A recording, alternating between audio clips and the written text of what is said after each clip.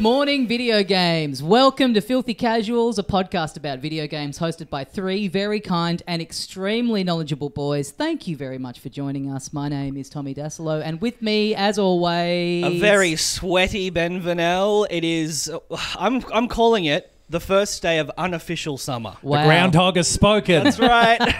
Ben, once a year, comes out of his hole and goes, "Oh, I'm fucking hot today." Yeah, I'm literally... My apartment is curtains closed, and when I get home, aircon on. Oh, yeah.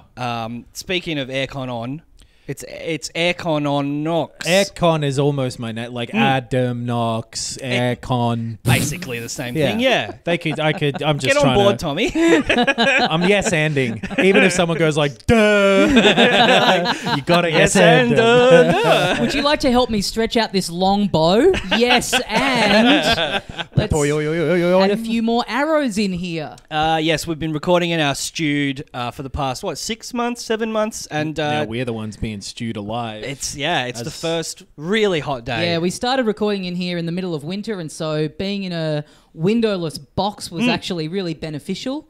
And now, it's getting warm in here. That little skylight. Yeah. Maybe sweating season, baby. We could convert this to a sauna and charge entry. Yeah. Because we record in Melbourne, we could just wait 20 minutes for the weather to change. True. Actually, I think it's going to be cold again next week. It was thunderstorms yesterday. Yeah.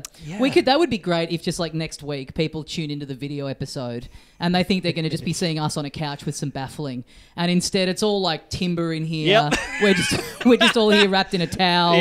Just mid-episode, I'm pouring the water onto the rocks, onto the coal. That'd be great. Ice like glingling along next to us. You can hear it the whole way through. Naked Greek man next to us. Yeah. I love it. Deal. People being like, how Alexi will be our guest. Yeah. Well, we've got to convince him to put his clothes back on to fly here before he takes them off, as is his natural form.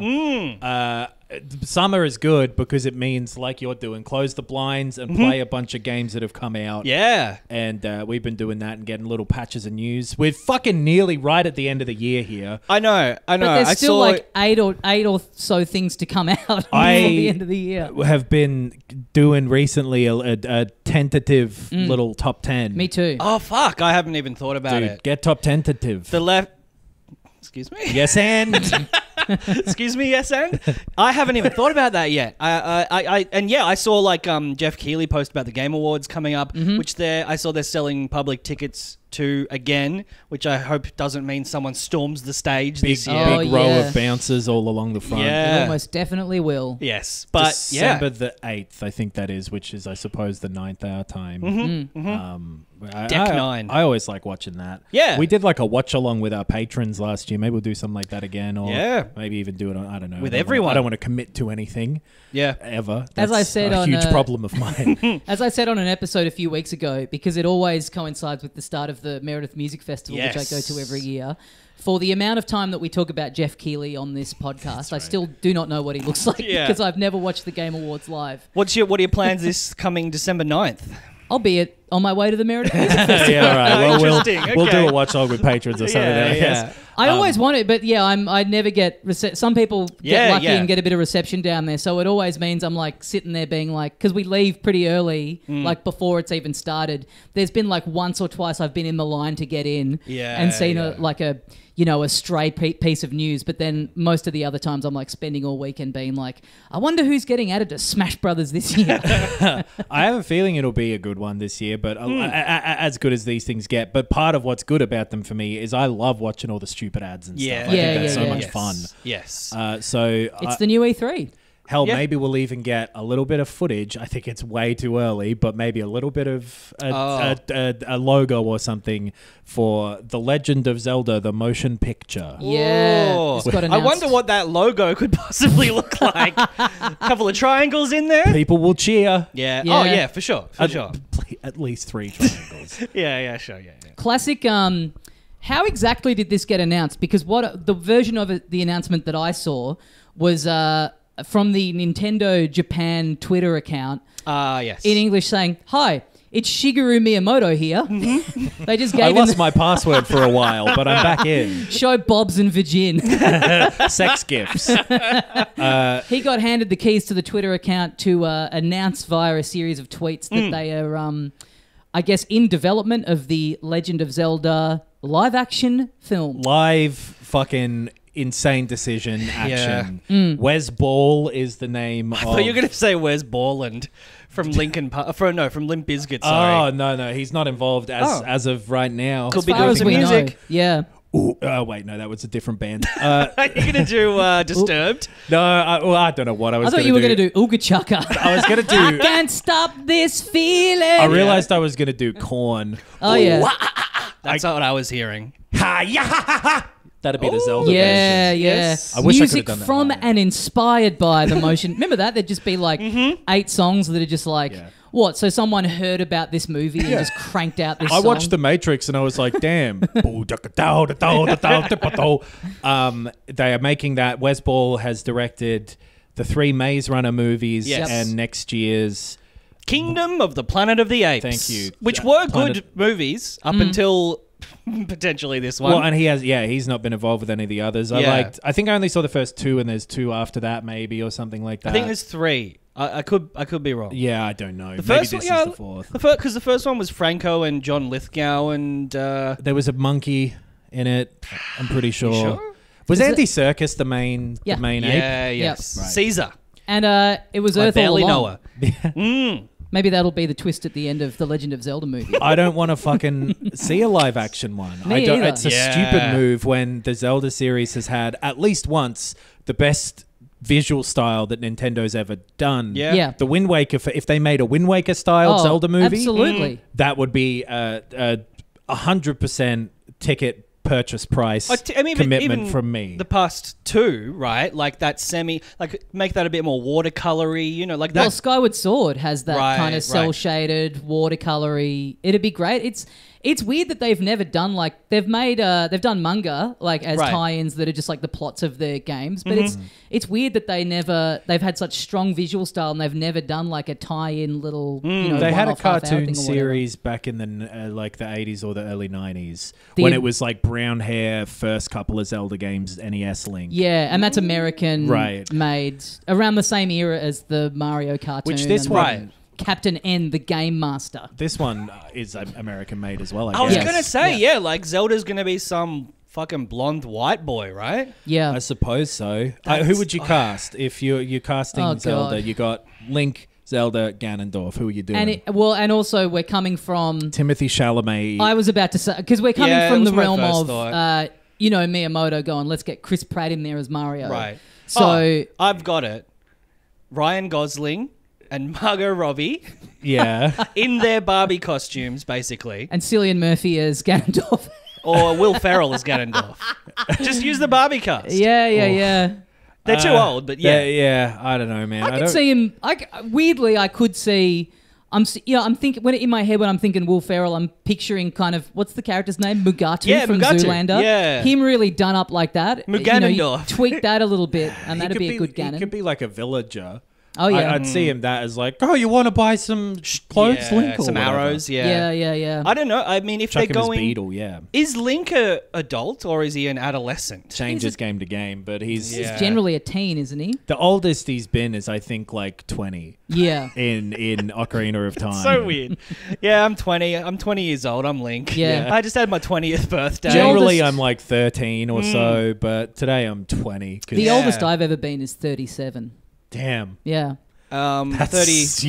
You're out. Yeah. Sorry, dude. You can't be Link. Gosling's like 39 or something. And he still works as Link, objectively. I can't think of anyone who could possibly be named who I just don't want to see a live action one. I Personally. don't know, know any it's- teen actors, right? Some cunt from fucking Euphoria. I That guess guy, so. Lucas Gage. Someone who looks like an elf. Jeremy Allen White. Rig out for the entire film. Yeah. He's the right height. Yeah. If he was a bit younger, Yeah. maybe. But I mean, you're totally right. Like, yeah. There's so much strong visual stuff, and the big problem. The Mario movie looked great. The big problem with it was Mario, in terms of plot, is such like a blank. It's very one-dimensional. It's a blank canvas. They could have used that to build their own stuff, and instead they just kept it very one-dimensional.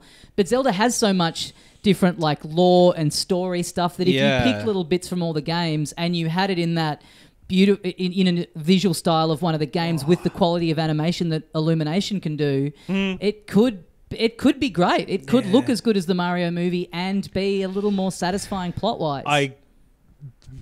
They've got a lot of money, and it's being like at least distributed, which is weird, by Sony Pictures, which is a funny thing for Zelda to be a Sony thing now in a way. Yeah. But like, I don't know what the production studio is, but it's some. I remember. It's like the head of it. It's just his last name, like Arad or something. Avi, because he was. yeah. It was the headline is like a photo of Miyamoto next to this dude who's just a producer. Yes. And it's like the idea that this is catching any of the big RV heads who are like, yes, Right. the producer from Venom, he's back. That's it. Yeah, he's like a bit and worked on it, like not executive produced, but I saw like all those Sony Spider-Man movies, Right. a bunch he of was other an early superhero Marvel stuff. guy. I Yeah. think he was a Marvel creative director guy At least in the period when they were really popping. Right. the CGI in like Venom and stuff was fine. Yeah. I believe so. That is good, because I don't want a situation where you're getting like Will Smith Genie or like Cats or like Right. any of those. Like if Well, I if they think- fuck up a Goron and it looks like it's whoever. Yeah. Their face coming through a rock man. Wes Borland, before he was a director, he was a visual effects guy as well. Wes Ball. Yeah, that's what I said. And that's when you're improving with Wes Ball. Man, yeah, I don't You know like a better this Wes? choice at all. You know a better Wes for this? Ah, yes. Craven. Dig him up. Spooky ass Link. Yeah, Wes Anderson's Zelda would be fantastic. Yeah. Stop motion animation. Stop motion stop animation motion. style. We're copywriting the AI generated TikToks of that, by the way. Yeah. No one out there can do Wes Anderson Zelda. No one's thought of copywriting them before. Yeah. Yeah. That's why everyone's plagiarizing. It's because they're not putting copyright at the end. Yeah. Because you're right. Either they make it kind of realistic version of all this kind of stuff, which I think will just look weak and have like a Game of Thrones, like a gritty and be a bit dull, or they go kind of the problem with the One Piece live adaptation, which had a huge budget and has kept that sort of cartoony look of the costumes and tried to, not strive for too much realism. Yeah. But then that just ends up looking like a bunch of cosplayers. So it's so hard to find that balance between bringing something that is cartoony into the real world and either which side do you land on? Do you go we're pretending that this just exists in the real world, or I think we're doing a heightened completely go gritty fantasy thing for me, because like the Dungeons and Dragons movie, for example, was that this year or the last year or something? Yeah. It looks fine, but it looks like exactly what you're saying, people in costumes and a theme park and whatever. And it would be better to have Link not really be looking like Link, but be looking good within this movie. It's like olive green. It's not quite. He won't get that till the end. He'll be a farm boy. Like, that's the other thing is you can exactly guess what this movie's plot will be, which is fine, and like I guess they'll try and make it like a Harry Potter, right? Because you have all that lore, those intertwining, interlinking, time traveling plots. What? Into Zelda-ing. Yeah. The main character. The guy you play as. Yeah. They could spin it out into this massive, like, Marvel-esque, thing, I right? think that's what they'd be thinking. So Yeah. they would, I like the Zelda games where it starts with, like, Skyward Sword is cool, where Link and Zelda already have this relationship. Right. But they'll go, this is just a random ass guy who doesn't know the power he possesses. And it probably should be that. Yeah. But then when you take away, by making it live action, the flair that Zelda is capable of having, to my mind, inevitably take that away by having it be live action. Like, they will do their best, I'm sure, but I can't. Maybe I'm just not a visionary. I mean, but I can't see myself how that is anything other than boilerplate. From the twisted minds of Wes Ball and Shigeru Miyamoto. You say Wes Borland.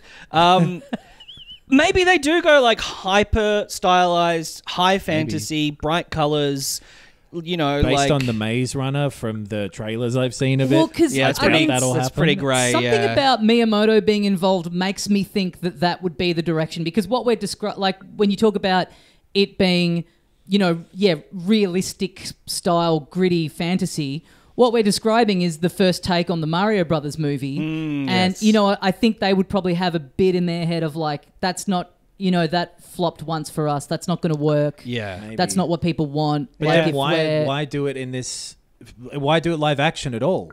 Well, this is the thing. Like, so I believe you might have to Google this for us, Ben, as our official number cruncher. Yes. I believe that Illumination is owned by Sony, or no, because Sony has their own animation department. Because this is the weird What am I thing. Googling? Is Illumination Entertainment the company that animated the Mario movie? You're gonna have to type quicker. Yeah. Illumination, just look them up. Are they part of Sony? I always okay. thought they were. Maybe they're not. But and I think it's Sony distributing it as well. And so, I don't know. It's co-owned by Universal. Oh, okay.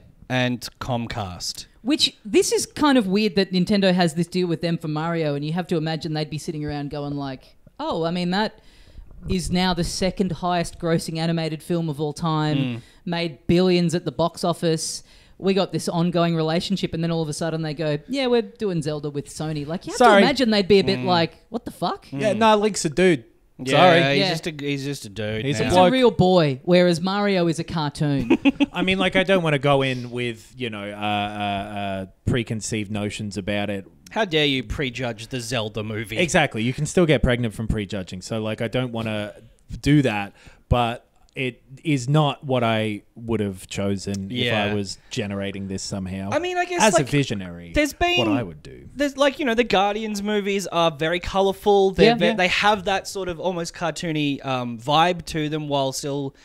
I mean, they're very well cast. That really was key with those. But you can do it. You can do a sillier version. And whatever, Yes. like Twilight Princess and stuff like that had a more realistic Zelda-y look, and it's not my preferred type, but it works in those. And so do that well, and like have the music be good, and it's a hero's journey thing, and whatever. Then like, cool, that'll be fine. I'm just picturing a version of this where it's like Illumination animated, and it's like a squishy little, almost like the Link's Awakening remake, like a really cartoony, and how fun that would be. But that's just my personal preference of the kind of shit I like to watch. Link will just have to be chatting it up the whole movie. Oh, as yeah. well. Yeah. Unless they do like, did he talk in The Northman? Not really. Not much. A little bit. Okay. Yeah. Or like The Revenant or whatever. One of those movies where Yeah. someone's just in the woods by themselves for the whole time. Yeah, well, when they talked in The Revenant, you could not understand them anyway, so that was good. Yeah, I don't know, man. I guess I'm imagining this as like Harry Potter. They want it to be Harry Potter. Yeah, yeah. That's probably the closest. Yeah. And I was saying before we recorded, it is funny how, Miyamoto's 70, he's pretty like he's,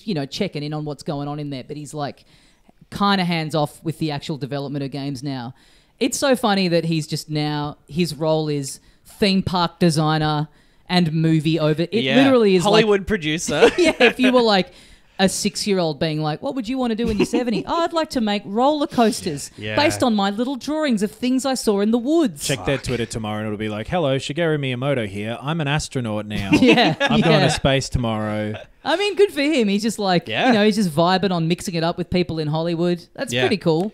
Yeah, I hope it turns out well. I really like Zelda. The stories of the Zelda games have never been the reason why I'm there either. So it's not like it's, how could they tear apart the thing that I love? And I bet it'll be a thing where it's like, if, it's kind of weird that this stuff isn't included in it, but I bet it's something where like his kids watched the Maze Runner movies and loved them. And so he's like, I don't know how old his kids were, probably too, but like I'm sure he has some kind of like attachment to the people that are involved in working on this in their previous work. I don't know. I reckon with Illumination, it was like, look, this is the amount of money the amount of revenue and profit we've generated from our previous productions. Yeah. And they've gone tick. And we'll have some oversight, but To be fair, and you can tell from us sitting here sweating in our box of a podcast studio, we don't know how the movie business works. No, we do, and that's why we're not involved at all, honestly. There are elements that have kept us away. But yeah, that's coming. Yeah. Also coming, and then after I'm done, I'll tell you about the next piece of new. Also coming is a new Mass Effect game eventually. It was N7 Day. How did you all celebrate? N7 Day? Yeah. When was it? Have a guess.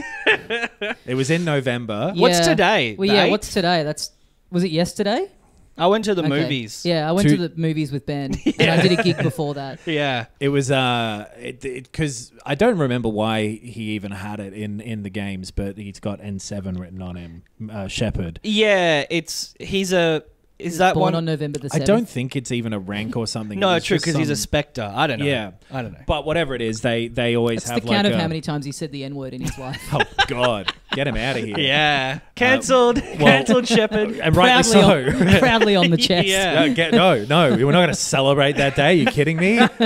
Shepard, I don't care what your favourite shop in this station is. I'm not going to shop there. It's real dude. scarlet letter shit. Put the shirt on so everyone knows. On the what other you've shoulder done. is the Confederate flag. This is set years after the first Mass Effect games, is what we know about it so far. And they showed a little teaser trailer thing that Which they showed a teaser ages ago. I don't remember how long ago even it was. couple of years, I feel like, and it was like more just like it was like the curvature of the Earth, right? And it was like Mass Effect is back. Yeah, I Wait. feel like there was a snow planet and Liara was in it or something. Maybe. And this one is like a person in a Shepard-looking suit walking Right. towards a spaceship. It looks like the guesses that other people are making and that I kind of agree with is it looks like you're probably playing as like Liara this time, Right. Oh, Because yeah. she can live for hundreds of years. The Asari could do that, Yeah. and Them bluebirds. and they will be out, maybe going to the Andromeda galaxy. Right. I'd avoid that one if I was them. Yeah. It didn't go too well last time. Do you Not think much this is- information as of recording, but Do they you were think just more of like- this gets dropped at the Game Awards potentially? Probably. Oh, yeah. That Yeah. would make sense. It's not Yep. a lot. It's like a very... And they put it up weirdly as like separate like 5-second clips on their website that then stitch together to make one like 30-second Right. Get more views that way. For the advertisers. I guess so. Ben, just before when you said the trailer showed the curvature of the Earth. Yes. Did you misspeak What do you mean? when you said that there was a curve? Not again. How many fucking times we got to do this? It's a sphere. We just cut out the next 4 hours of the pod. We're sweating way Sweating more. even more. There's diagrams. It's like It's dark in here. Yeah. No, but you could see, they figured it out in ancient times. So you can just put 2 sticks far away and you can tell. oh yes. Well, they did it wrong then.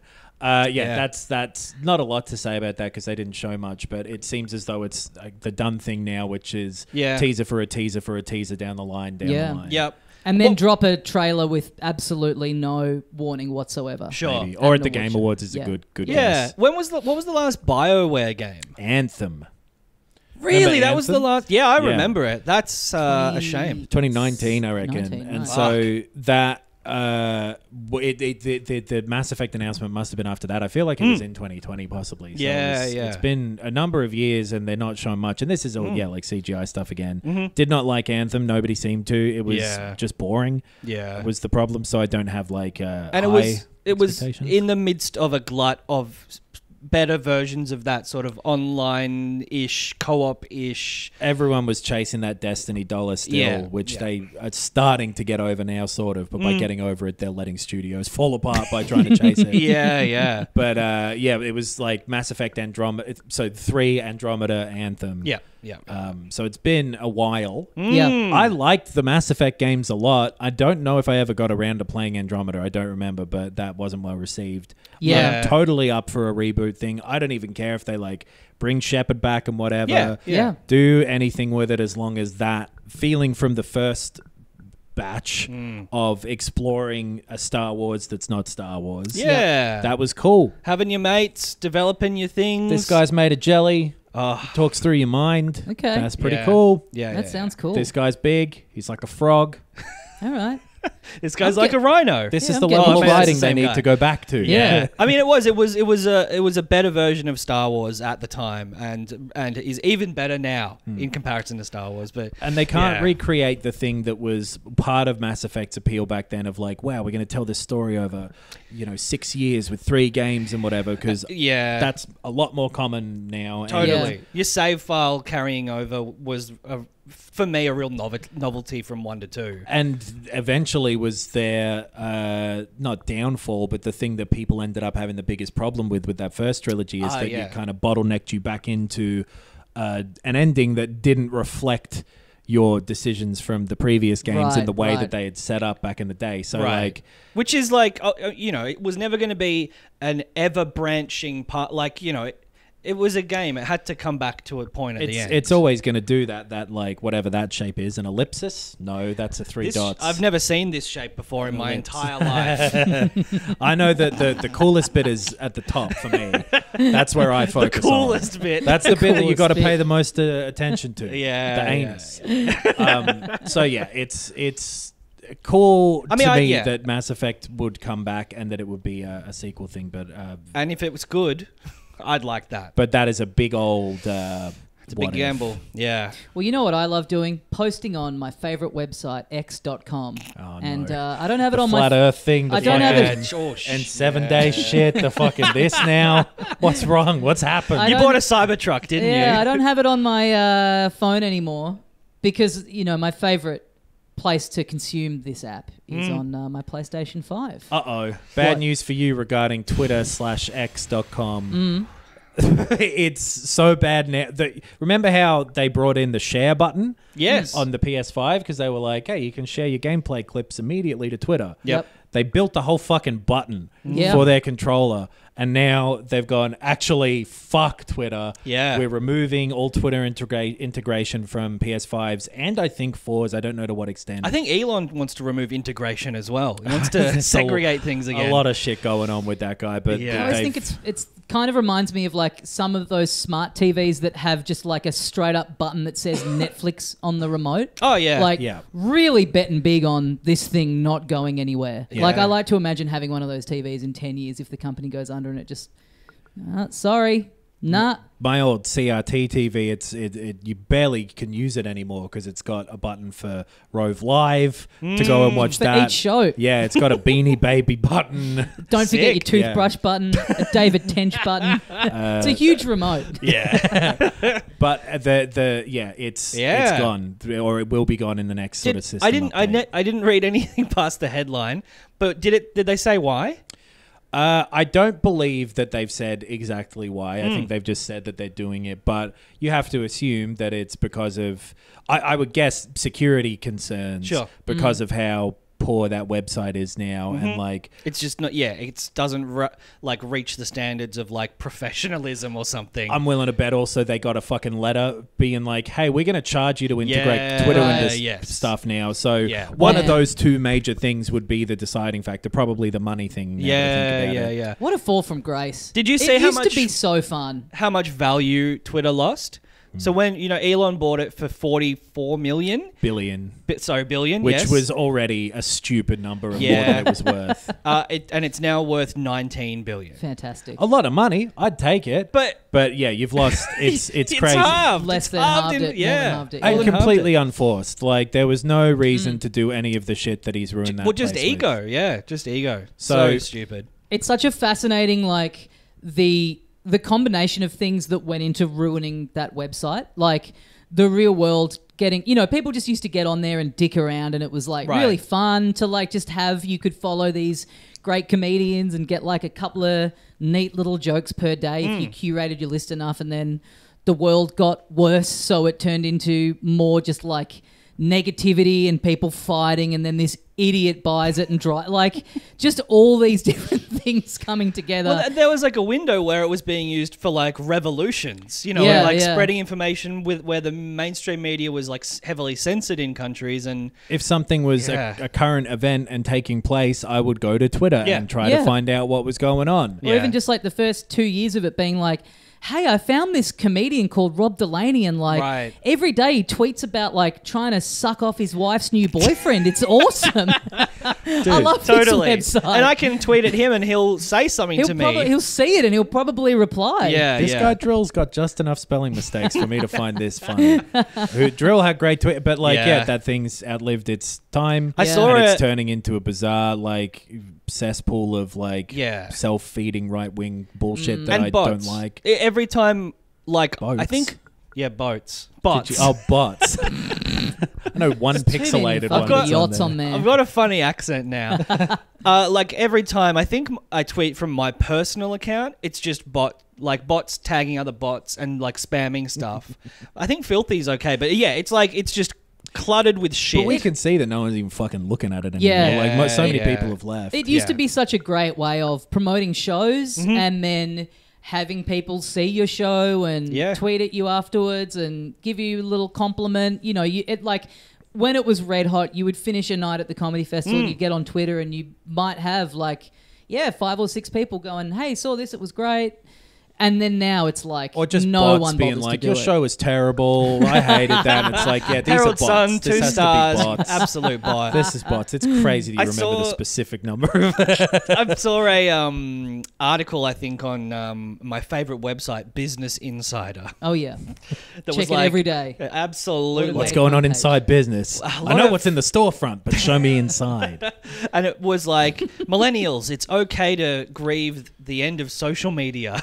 Which it's like, thank God. Facebook, Twitter, even Instagram, they were sort of positing that like they're all on the decline. Yeah. It's just TikTok, it's content, it's not like social networking the way it used to be. Stuff changes and people use that type of content as social networking now which has a huge negative effect on the way people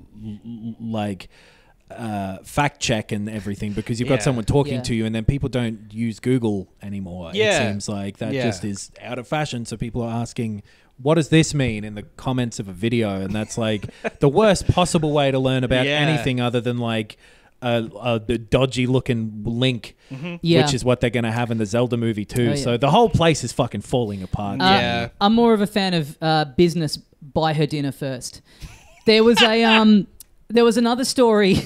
I bet if you look at the camera, you're like shifting your legs back and forth like an excited dog waiting to say that. I'm Sonic. I'm in a little ball doing the rev up. Or move. you're like tapping your foot. Like, come on, get a move on. One quick thing, I thought this was interesting. The president of Nintendo was on a shareholders call and he just gave this throwaway line where he was like, the rumors that are online about the Switch 2 are totally inaccurate. But that could mean any...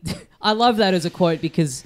There's 8 different rumors that all contradict one another. The 2 things I've seen, I don't know if they were specified more in the call or if this is what he means and it's analysis from other people. But the 2 things were that patent that we talked about last week. I think it's that he's talking about. It's that they patent heaps of stuff. There was a rideable horse that they patented when one of the Zelda games was coming out that you could climb on the horse and ride that. Is this real? Yeah. Little Epona. They own the patent for an inflatable horse that the Wii could interact with. JB Hi-Fi and leaving with a mechanical bull for your new Zelda game. And the other one was that they weren't showing the Switch 2 hardware itself, which I didn't realize this when they were showing it to other people. They were showing spec'd computers that matched okay. hardware projections or whatever for it. So it wasn't that they had physical Switch 2s or whatever. Because if you were a developer, you would develop it on a PC that has the specs and you'd have the So I think the that was the specific thing is more that the hardware isn't finalized. Right, no one's seen it actually. We know the specs and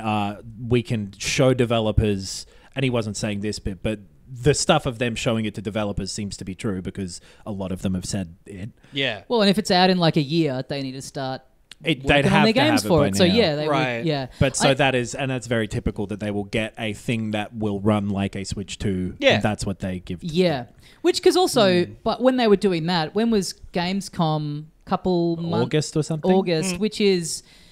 if the rumors are true and it's launching end of next year, there's still a fair bit of time in there, you would think, for them to kind of tweak, from a year on from that, think about how fast tech can evolve. There's enough time in there for them to tweak it and that not necessarily be... I mean, if it's more powerful than they've said, yeah. And specific chips might have production issues still and all that sort of stuff. They might need to pivot a little bit. They might not have enough salt or vinegar for the chips. Yeah, that could be the case. They might need to have salsa's good with chips if you've got a thing of salsa.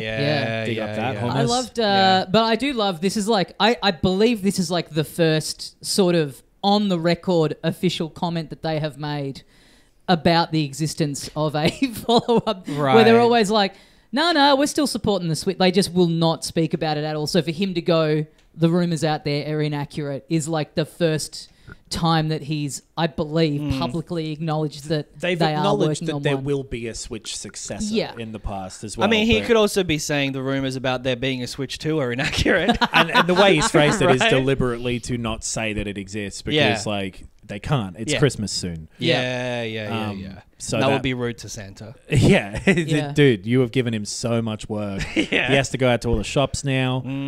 That makes sense. Yeah. Because like you said, they'll have presumably a big holiday season with the Switch this year. It's last big holiday season. Sure, They've you got got that They like got a Mario Wonder. They got Peach game. Peach game in March. They've got right. a couple of bundles, I think, of Yeah. like a Yes. different patented OLED model and whatever. And something that you might find wrapped up under your tree if you were to get a Switch this Christmas morning could potentially be WarioWare, move it! Yeah, it could be wrapped up under your tree, and then you could wrap it up in an hour after that. We both played Wario. God damn. Now he would be furious with that. Yeah, dude. that's quite the faux What pas. more must I do? It's a completely different letter. They look similar, but it's upside down. Oh, it's because you're in Australia, I understand. Yeah. You saw it upside down. But why did you say Ario the same? They should really do that for us down here. Make Mario the evil one and Wario the good one because we're upside down. Yeah. Our toilets go the different direction. That's right. Have they ever introduced... Whatever happened to Wario Speedwagon? Ooh, What happened to that, baby? Yeah. And what are some of their hits? Oh, wow, wow, wow, wow, wow.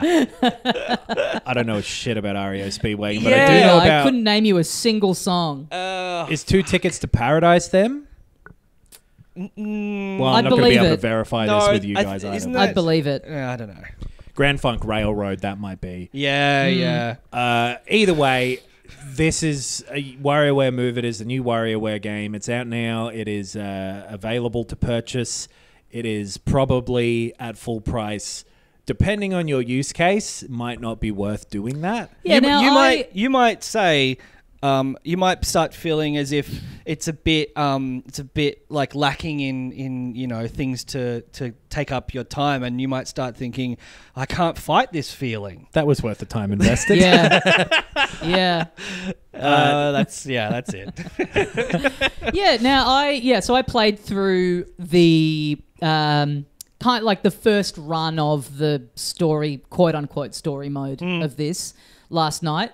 And I had a really good time, and I'm interested in why you are not so hot on this, because it doesn't seem to me to be, in terms of its length and everything, too different to previous WarioWare entries where you can kind of breeze through them. You can breeze through them, and yet look, the mini games themselves are fun. Yep. And when you have gotten through the story mode and have the ability to play all of them in a more continuous fashion unlocked, that is the most fun way to play this game. Definitely. There are multiplayer modes in this that I haven't really tried that from the little bit that we played at the Nintendo office and from like what they look like, they seem to be cool. But that's not really what I'm there for. But the main story thing, going through that for the first time, A, lasts an hour, and B, is just torturously slow because it acts as a tutorial for each of the holding positions. The poses, yeah. So each little level that you do is like all the previous WarioWare games. If you don't know what they are,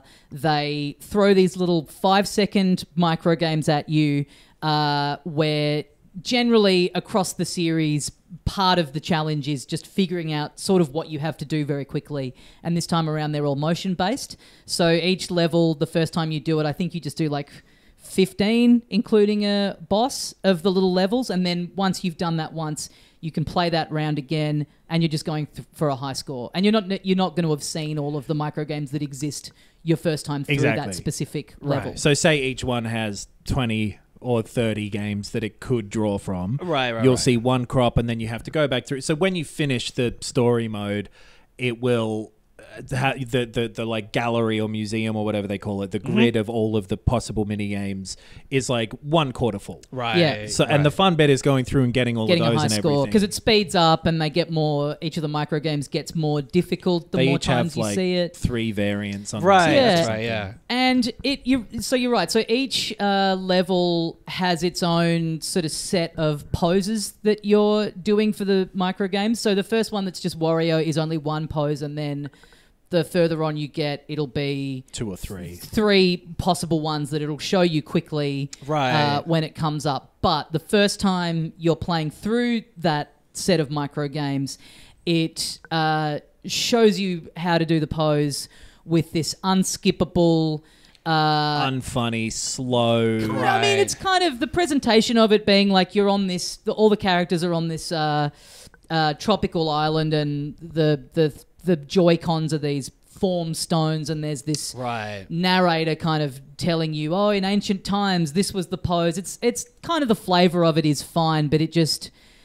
you know, it's like hold your arms at your side. It's like, yeah, I get it, and you have to watch this thing that feels like it goes for about 5 minutes. The same as like the sort of little like animated scenes for each of the characters. They've had them in all the games. I just didn't like this crop of them. Yeah. The I think it's a cute idea, and I've liked it in the past when it's like the setting for this is that you're in a car chase or whatever, and so when you're in between the mini games, it'll have a little screen of the car chase happening. If you lose a life, you'll get knocked. If you gain one, then you'll speed up or whatever. Right. It's just a fun little framing thing. But the little animations before each of those are just poor this time around. I didn't like them. And then that tutorial feeling of the whole story mode is grating for the first time you play through it. I didn't like that introduction. Especially in the ones where it's weird because I get that they kind of have to have that in there to show you how to do it, potentially also to like younger people to sort of, you know, give them time to get across it. And it was the same with the Wii version back in the day. But when the whole thing is speed and this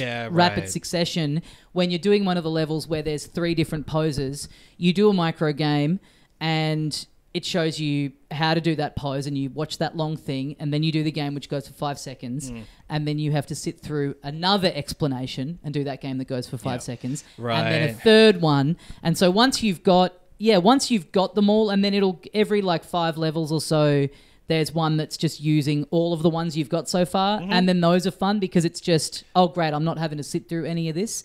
And when you're going back and redoing them, it's really fun, but definitely it is a bit of a chore to go through it for that first time. When you're doing them after they've been introduced, it'll just for a second before the thing be like, do this pose. And you can whip into it really easily. I do have a problem with the level of fidelity of the tracking for the Joy-Cons in some of the poses. Like some of the things you're doing, it's just not able to read well enough. So you can be in a position where it's fucking up and not you, which is very frustrating. And then, just your first time going through it is really unpleasant because you're having to get all of this tutorial out of the way. And so it feels like it's taking forever, but then it's also incredibly short for the type of thing that it's doing. So you kind of don't get to have fun with the primary mode until it's done. And then it's like, okay, you're free to do whatever you want now. And then at that point, it almost feels like, okay, well, I'm past that. So, like, do you know what I mean? It's so weird because I think you could have. It's weird that you just don't get the option of skipping the tutorial of the pose. It's so weird to just not have that in there because you could mitigate all of that by just being able to go, oh yeah, I get it. You got to do the chicken pose. I get it. Hold this one here. Hold that one here. And it shows you a picture of a person doing it. So it's like, exactly, if you could just not have that bit, and if you could skip through the cutscenes, which maybe it could, but I watched them because I knew I'd be talking about it, so like I wanted to know what they were. I think you can't the first time, and then the second time you play through the level, you can do it. But yeah, all of that being said, I still had a really good time with it. I didn't really find too many issues with the motion control stuff, or if I did, it's that they're such a short game anyway that it was down to me kind of not knowing, you know, I failed because I was like, wait, what am I... Like I just hadn't and it's not all gotten of that them. Challenge of like which am I meant to turn this or... And, you know, that is just human error. There are some where it'll just be like, it'll depend on your arm being either like in the center of your body or out to the right or whatever. That it won't be tracking it properly. So like if you're having to aim something in the game, it'll be off from where your body is. And you've got to readjust to like, okay, well, it thinks it's here. And because it's so quick, you can't actually adjust to it in time. And those moments are not constant, but irritating enough that they for your whole game to be based around this, it shouldn't be happening. It does ask you to do a lot, especially in the ones where you're doing it's throwing all of the poses that you've unlocked at you, where some of them, like the thing I've liked the most about it is that it does have, I think, a lot of very creative uses of the motion control beyond just swing this baseball bat, chop this axe. Like it does stuff that I just have never seen. Like, this is probably my favorite of like motion control mini game sort of stuff that I've played. Some of it's super clever. And like there's this one pose where you drop the Joy-Con that's in your left hand, and then you hold the right Joy-Con in your left hand, and on the bottom of the Joy-Con it's got like a little infrared sensor that I haven't seen used in any other game on the Switch. Yeah. And then it'll put up a thing on the screen where it might be like, hold up 3 fingers with your right hand in front of the sensor, and it shows up on the screen like a little weird sort of infrared night vision thing of like what your hand is doing. It's very cool. And when it works, and that is one of the ones where it's like, how many? And I hold up 4 fingers and it's like, no, it's not 3. Like, well, motherfucker, don't tell me I'm bad at maths. I think it's like a specific thing where you've got to have it like and that's one where if you've gone from holding the Joy-Con like a knight to then that one coming up on the screen, you're like, oh, so wait, hang on, I've got to drop the one in my left hand, I've got to hold this right one with my left hand, and I've got to make sure that the little Joy-Con rope isn't in the way of the infrared thing. Like, it kind of asks you to sort of jump pretty quickly into this sort of pose that requires you to sort of, it is a little complicated to get into the configuration of. And then I'm pretty sure it misread it. Yeah. Because you can see a thing on the screen of a projection of like what the camera is seeing. Yeah, so you're holding up 3 fingers and it said what? If I've got a phantom finger that I've never known is is not there. And also there's another cool one of the laying them on the table or the ground. You can put them on the table or on the ground where you crouch down, you put them on the ground, and then there's one of them where on the screen there's a couple of steaks cooking and you got to watch until they're done, and then you turn the Joy-Con over on the ground to flip over the steak. Just cool little simple things like that that I've never seen done in motion control stuff before, because it seems like it's always focused on swing it around or put your hand up in the air. Like, they have put a couple of really neat uses in there. Like, there's a boss round that's like a board game where you're kind of putting the Joy-Con in your hand and then kind of lifting them up in front of your head, like kind of like barbells, and then it'll come up on the screen with a card on each side, and it'll be like, do you want to move 3 spaces or 4 spaces, and you're kind of having to guide this little figure along a board game without falling into a trap or whatever, and you're kind of flipping your hand down to throw the card down. It's cool. Like, and then it kind of near the end, it's been all movement based up until that point, and then it introduces, okay, now sometimes you're going to be doing these poses and clicking buttons as well, so it'll be like you're holding the Joy-Con in your hand, and on the screen there's 2 phones, and it's ringing, and the buttons on the Joy-Con correspond to buttons that are on the phone on the screen, so you got to quickly find which is the answer the phone call button. Right. There's ones where it'll ask you to like drop the Joy-Con to drop food into a fishing pond or whatever. It's I think it's really fun. Like, I agree with that tediousness of it, but once of the like tutorials, but once I was through that, I was having a really good time with like the things it was throwing at me, especially the Nintendo themed round where all of the mini games are using old assets from like Ocarina of Time and all that kind of stuff, which has always been the strong point of these games. When it's working reliably and you're cooking along, it's really fun, and I love the art style and the jumping between wildly different looking things and different ideas, and like the pace of it when it's going. It's just that it doesn't play to those strengths, at least initially. Yeah. But then like that's your first and primary and like main impression of the game, because it's also like it's got a fair number of mini games in there, but it's still also kind of light, like it's and it's a lot of the same stuff too. So then it not reliably registering the controls well enough times for me to be like annoyed by it, right, kind of eliminates my urge to play more of it, because I know at one point I'm going to do something right and then get told it's wrong, and that's a hell to live in. That will drive any man insane. I haven't really had that experience with it too much, so that's probably colouring my thoughts in the other way. The multiplayer stuff, which I want to try out, I didn't realise this, but there's some that sound cool where like you 2 people are playing and it's only registering one of your actions, but it doesn't tell you which one.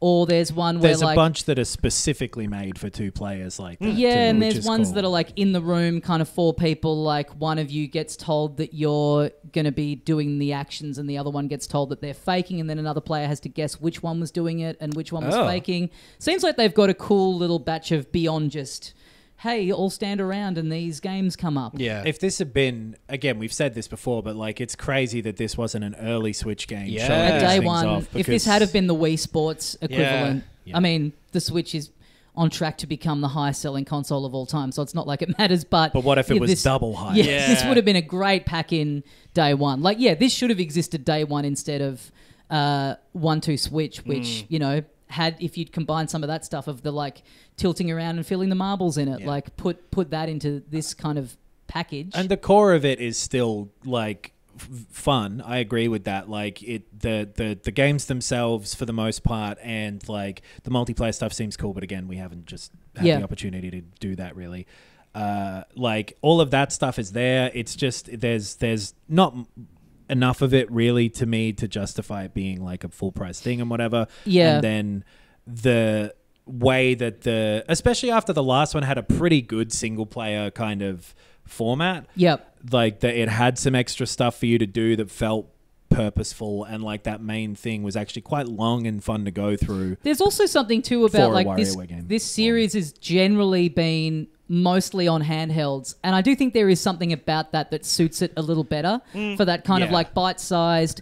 Just going for a high score is very much suited to just, you know, a train trip, as opposed to this where like you have to be in front of the TV, and there's something about that sort of, I think, does make you expect a bit more bang for your buck that you may be a bit more lenient of in a replayable handheld format. I mean, especially when, again, like your first time through the main thing. Yeah. Which, like, it's only very short, and I know there's more mini games and all of that, but like that, if you're not seeing a lot of them in a sort of fun structure, then that's poorly done. Yeah. To me, you know what I mean? So, but like the first time you're going through it, you fucking stand in there in front of your TV like an asshole, just watching this shit cutscene.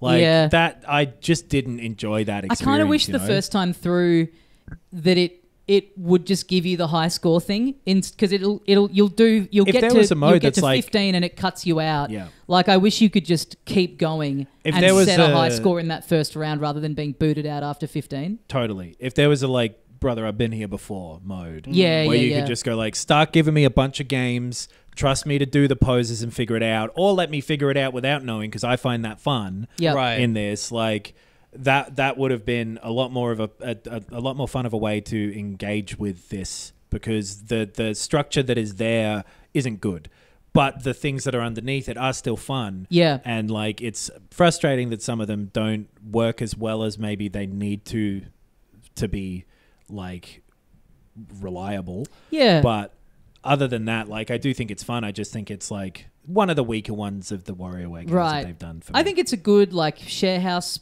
party game if you've got like kids, if like fun family game. I think I enjoyed my time through it a little more than you. It's I mean it would be great if there was a demo of it. Like, I think this is something that really lends itself to, you know, being able to like have a go, and because even if you've loved the WarioWare games, I don't know if you can necessarily say that you would be all in on this. But I think there's enough of it in there still. Like it's still like if you thought everybody 1-2 Switch was good, then you'll fucking love this. you'll be blown away. Yeah. Yeah, it just fumbles a lot of stuff, but like there's a bunch of the core things in there.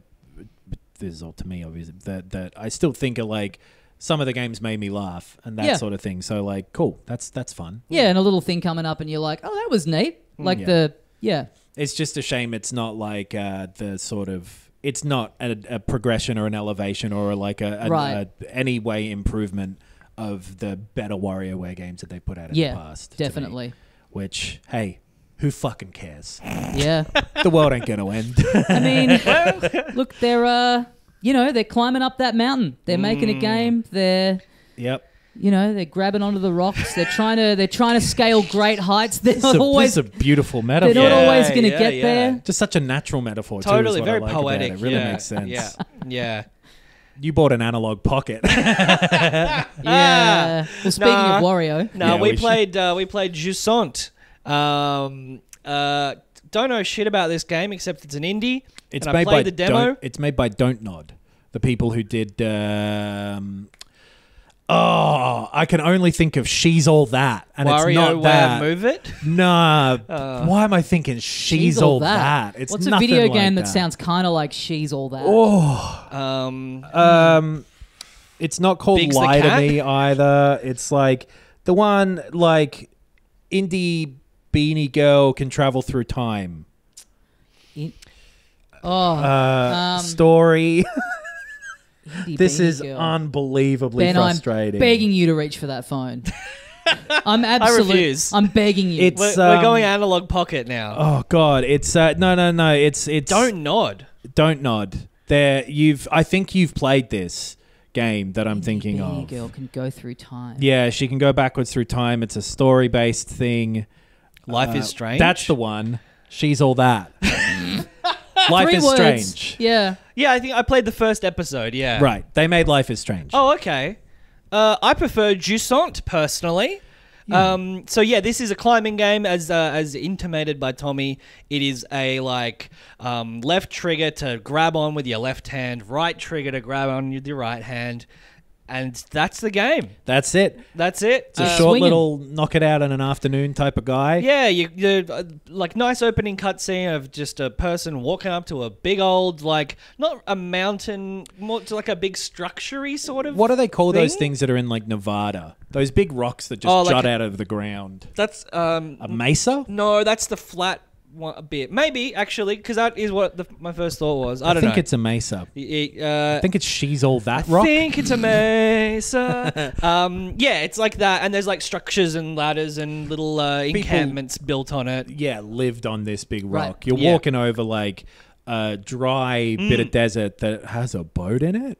Oh, what's going on here? And like you're kind of bot. You're wordlessly going up this mountain. If you've played like Journey in the past and things a bit like that, then it's a climbing version of something like Journey. You're reading people's notes. You're like getting to a bit where you get a little memory play out in a cutscene and shit like that. You're having such a sticky beak at all their shit. As you go up, you're rifling through their papers. All these people that I assume died or something or went to the rapture. There's nobody left, and it's clear that there's a big drought that's kind of taken place here. And as you're going up, you're kind of going backwards in time because they go down the structure as they were escaping it. Right.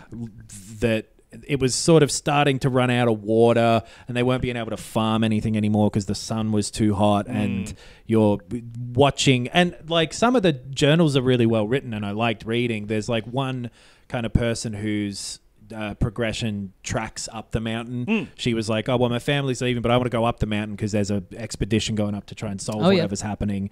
And that's a nice little through line story. Yeah.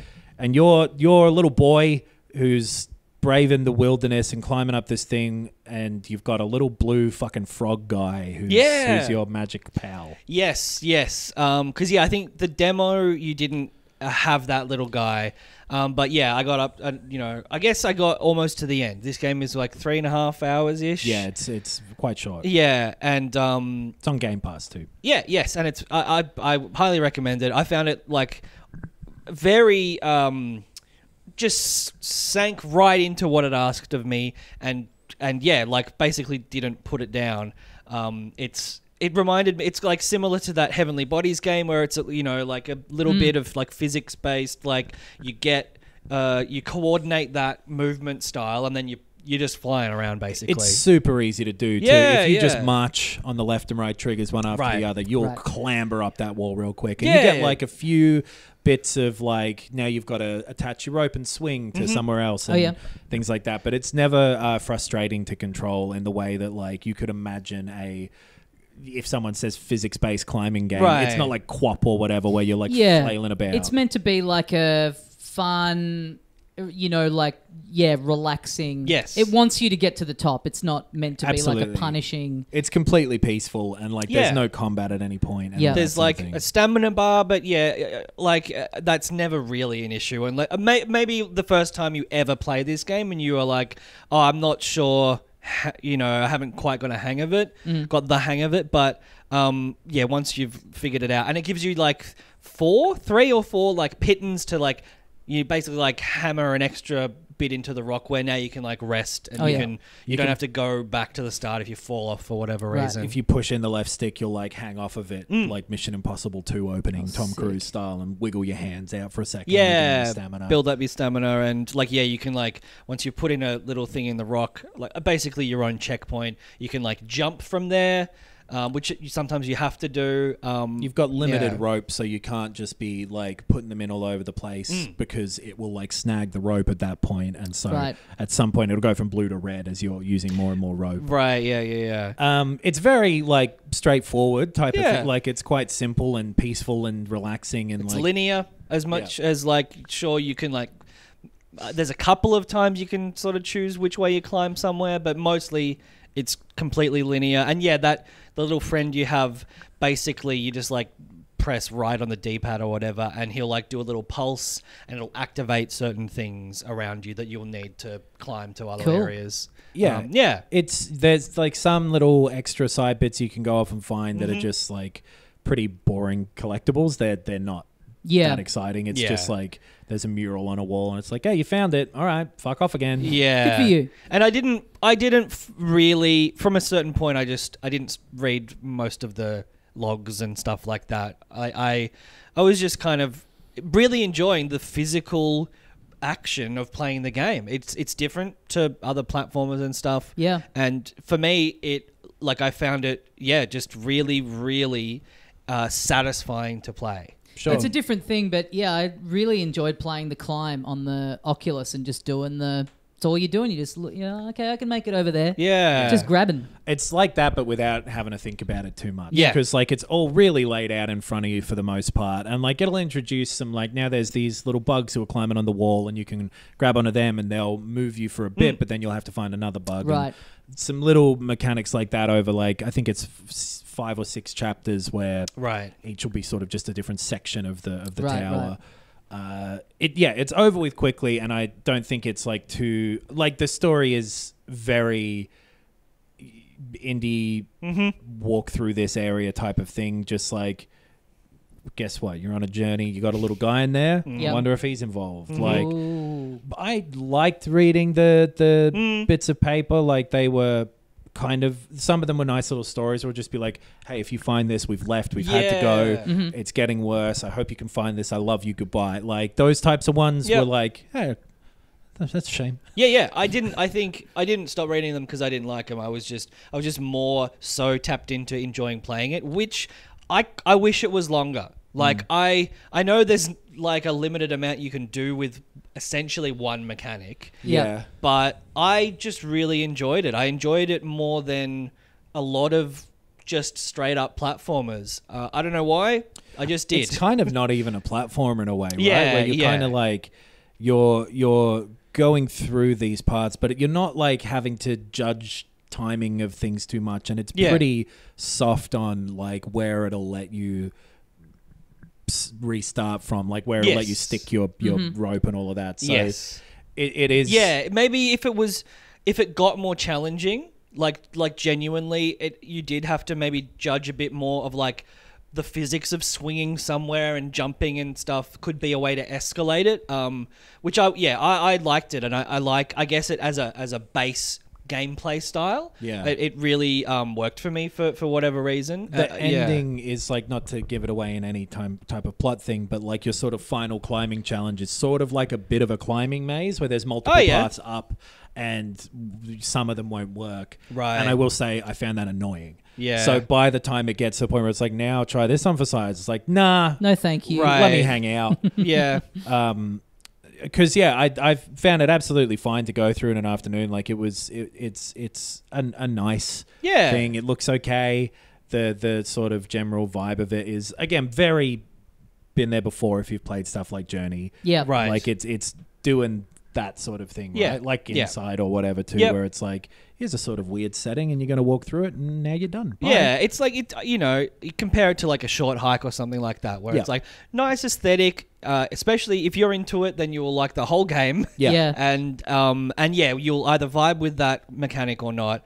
And it's on Game Pass. And there's something great about something you can knock off in one sitting where you just feel like, hey, I've got an afternoon. I'm not going to be doing a segment of something. I'm just going to, almost like watching a movie, just devote this amount of time to getting this done. Yeah, 100%. I liked that with Cocoon as well. Yes. The camera was a bit funky sometimes and would like get stuck in things and go brrr, or like I'd stand on something and just be sort of running in place for a bit and have to kind of wiggle my way off, and just little bits and pieces like that were, because I was kind of trying to find as much of the side stuff on my way up as possible, and it's like a little floppy at times where like you'll like reach towards your next holding point to clamber onto, and sometimes it'll really feel like you're pointing in that direction and it'll just grab onto the same rock that you were holding onto again or whatever. Right. Little tiny bits and piece moments like that aren't too affecting. It crashed out on me once. Right. But I think I attract that sort of behavior too. Yeah, I didn't notice any bugs. If anything, what I did notice was it was very forgiving with like, I'd reach towards something that kind of looked out of reach and I'd just kind of snap to it a little It definitely leans on the side of just letting you get through it. Yeah. It's not trying to tax you too much. No. Sounds like a perfect Game Pass game. Yeah, if you've got an afternoon and you like the look of it, then you're not losing anything. Okay. Yes. But I don't think it's something that's like particularly like go now. Yeah, it's not going to stick in my mind for like this so-called Game of the Year list that apparently is coming up rapidly. People are saying it's coming up, folks. While you're looking those bars, Jusant is a French word for a lowering tide. Yeah. Ah, okay. Yeah, which having ignored a lot of the lore in this game, I was like, why is it called that? It brings it up right at the start, just like dictionary definition of Jusant. Okay. Yeah. Which I was like, good. Cool. You knew my first question. Thank you. Yeah. Well, as you mentioned before, I bought an Analogue Pocket. Yeah. Do you want to show the kind folks at home? Where is it? It's too far away. No, it's too far away. Do you want me to show them? They can Google it. Yeah. It looks the same as the ones that are online to me. Right. It'll yeah. look like a worse Game Boy on the Pocket. camera than it will if you look it up. Yeah. Well, some people like the verite of, like, That's true. But it looks like a black Game Boy. Yeah.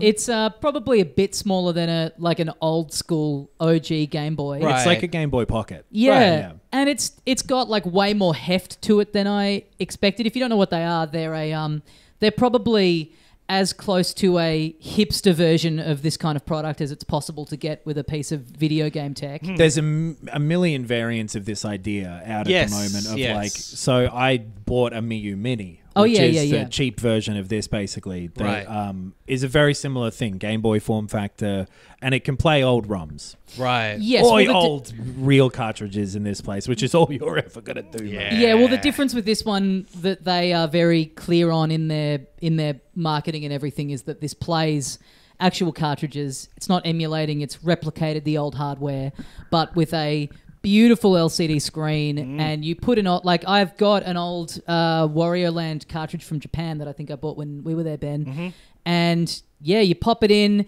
it gives you the option of doing like crystal clear, perfect, pristine display, or you can bump it down to like what it would have looked like on the original Game Boy screen, or the Game Boy Pocket screen, or the Game Boy Light screen. It's got all them in there, and then it's got different color palettes that you can put on it if you're doing it in the new mode that it's got.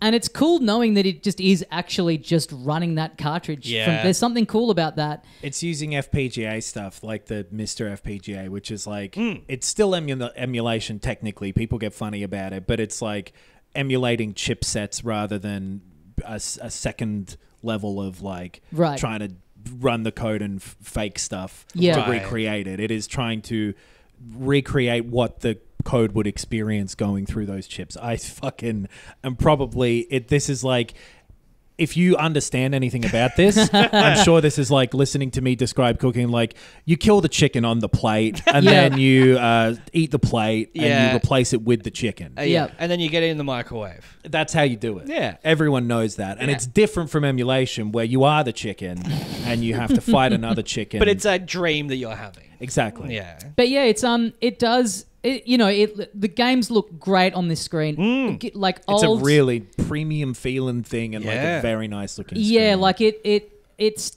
there's something about I think weirdly, it almost feels nicer playing Game Boy and Game Boy Color stuff on it than it does playing Game Boy Advance stuff. Not that it doesn't look great on there, but you've seen good, like, high quality sprite graphics on a good screen, like on the Switch or whatever. Right. But there's just something about these old, very simplistic Game Boy games on this sort of high quality thing that really looks so nice, and it can do its own save states, like, in the console, in the handheld, which is sick because all those old Game Boy cartridges that had backup on them, the batteries in them that controlled that backup are long dead by now. Right. So, like, that Wario Land cartridge I've got, nothing will save on there. Right. So you can have it in, put your save state on the thing, take it out, and then pop it back in and pick up where you left off through that. And it also now has a thing on it where you can... Weirdly, they were so adamant about this isn't for ROMs, this is just cartridges. And then they did a firmware update at the start of the year where they, I think, knowingly made it easy to put ROMs on it now, which is another thing that you can do if you so choose. But it's if you own the original cartridge, if you own the originals. Yeah. But if you're someone who has held on to your library of carts from back in the day, this is far and away the best place to play those original things. It feels great to hold. The screen is beautiful. They're hard to get because when they do release them, they release them in very limited quantities. They're pricey too. They're pricey. Expensive. Right. I bought mine from someone who had, gotten on and bought one to flog. Like, it came new in box after this new batch had just been shipped. They just did a round of kind of transparent ones.